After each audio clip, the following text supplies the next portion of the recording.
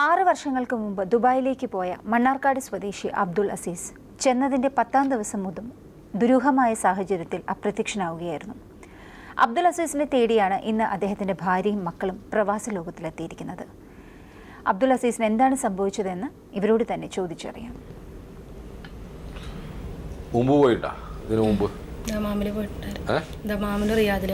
ഒക്കെ പോയിട്ടുണ്ട്.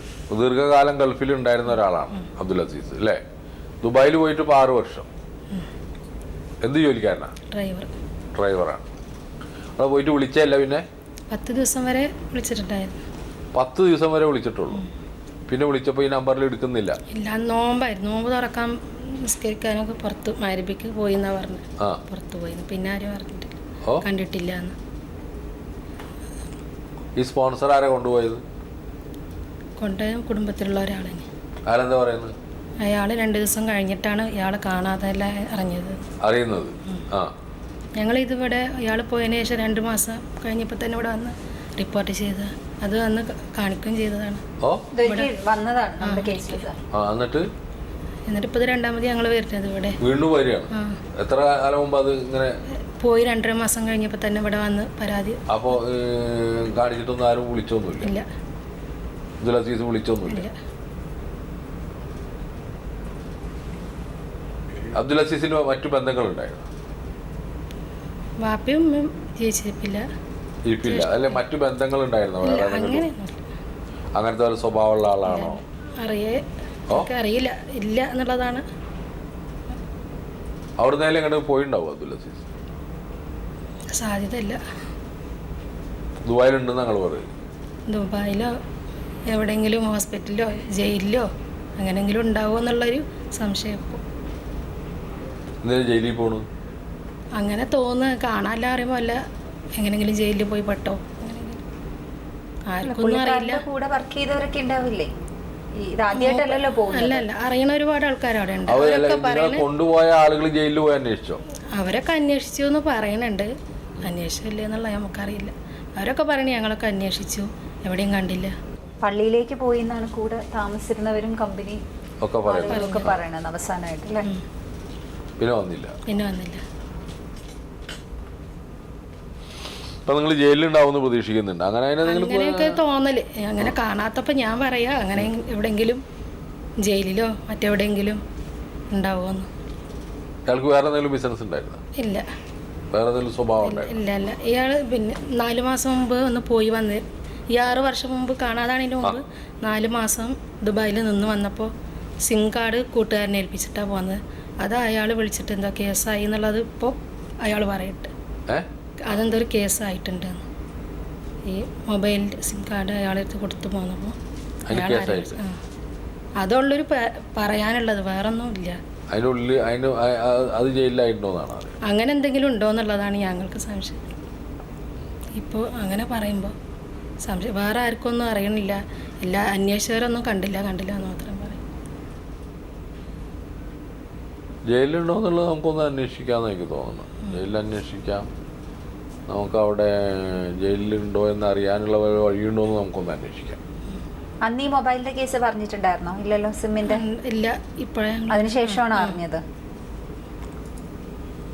അയാളെ പിടിച്ച ഈ സ്നേഹിതനെ പിടിച്ച സ്നേഹിതൻ പറഞ്ഞതാണ് അങ്ങനെ ഉണ്ടായിട്ടുണ്ട്. അല്ലാതെ അയാളിപ്പോൾ പറയണു ഞാനൊന്നും പറഞ്ഞിട്ടില്ല. ഈ സിമ്മിലെ കേസ് തന്നെ ഇല്ല എന്നയാൾ പറഞ്ഞു. ദുബായിലെ പ്രവാസ ലോകം പ്രേക്ഷകരോടാണ്. ഒരു പ്രാവശ്യം പ്രവാസ ലോകത്തിൽ പ്രത്യക്ഷപ്പെട്ട സഹോദരിയാണ് വീണ്ടും പ്രത്യക്ഷപ്പെട്ടുള്ളത്.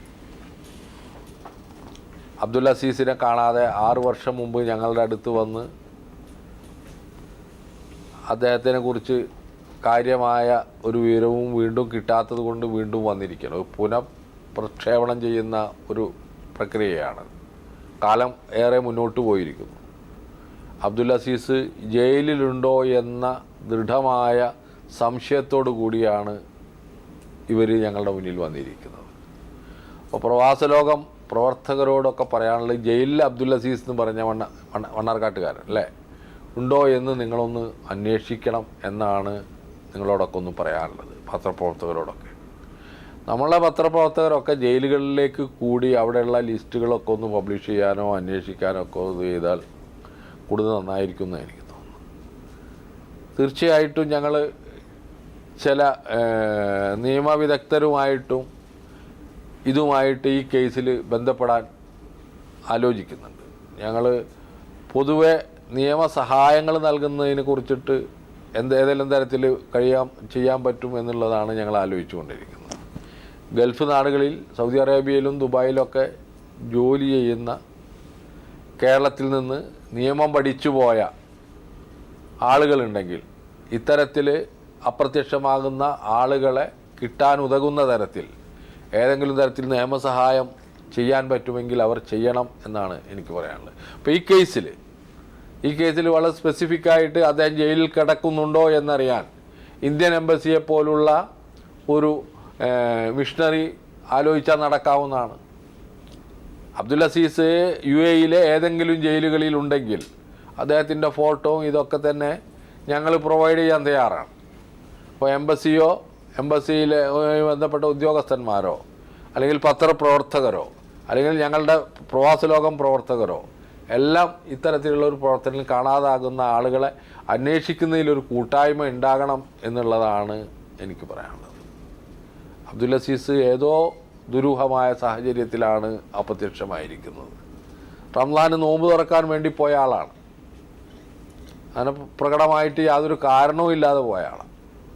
അപ്പോൾ ഒരു ചെറിയ കേസ് സിമ്മിനുമായിട്ട് ബന്ധപ്പെട്ട ഒരു കേസ് ഉണ്ടായിരുന്നു എന്ന് ഇപ്പോൾ പറയുന്നു. അന്ന് പറഞ്ഞിരുന്നില്ല. അതിനുശേഷമാണ് ഇത്തരം അവരറിഞ്ഞത്. തീർച്ചയായിട്ടും അബ്ദുൽ അസീസിനെ ഇത്തരത്തിലുള്ള ഒരു അന്വേഷണമാണ് നമ്മൾ നടത്തേണ്ടത് എന്നാണ് എനിക്ക് തോന്നുന്നത്. ഇനി അബ്ദുൽ അസീസ് തന്നെ ഈ ഒരു പ്രോഗ്രാമിനെ കുറിച്ച് വീണ്ടും അറിയുകയാണെങ്കിൽ തീർച്ചയായിട്ടും ഞങ്ങളെ ബന്ധപ്പെടണം എന്നാണ് ഞങ്ങൾക്ക് പറയാനുള്ളത്. സ്വദേശത്തും വിദേശത്തും കാണാതാകുന്നവരെ തേടിക്കൊണ്ടുള്ളൊരു യാത്രയാണ് പ്രവാസ ലോകം നടത്തുന്നത്. ഇത് തികച്ചും സൗജന്യമാണ്. കാണാതാകുന്നവരുടെ ഫോട്ടോ അയക്കുന്നയാളുടെ വിശദമായ ടെലിഫോൺ നമ്പറും അഡ്രസ്സും സഹിതം ഞങ്ങൾക്ക് എഴുതുക. എഴുതേണ്ട വിലാസം: പ്രവാസ ലോകം, കൈർലി TV, കൈർലി ടവർ, പാളയം, ട്രിവാൻഡ്രം 34. ഞങ്ങളുടെ ഹോട്ട്ലൈൻ മൊബൈൽ നമ്പറുകൾ: കേരളം ഇന്ത്യ, റഫീഖ് റാവുത്തർ 9847920104. ഞങ്ങളുടെ ഇമെയിൽ അഡ്രസ് pravasaloகம்@gmail.com. വിദേശ രാജ്യങ്ങളെപ്പോലെ തന്നെ വിദൂരമാവുകയാണ് ഇന്ത്യയിലെ മറ്റു സംസ്ഥാനങ്ങളും. ഗൾഫ് രാജ്യങ്ങളിൽ കാണാതാകുന്നവരെ ഒരു പരിധിവരെ നമുക്ക് കണ്ടുപിടിക്കാൻ കഴിയുന്നു. എന്നാൽ ഇന്ന് ഇന്ത്യയിൽ തന്നെ കാണാതായ പല കേസുകൾക്കും നമുക്ക് ഉത്തരം കിട്ടുക വളരെ പാടാണ്.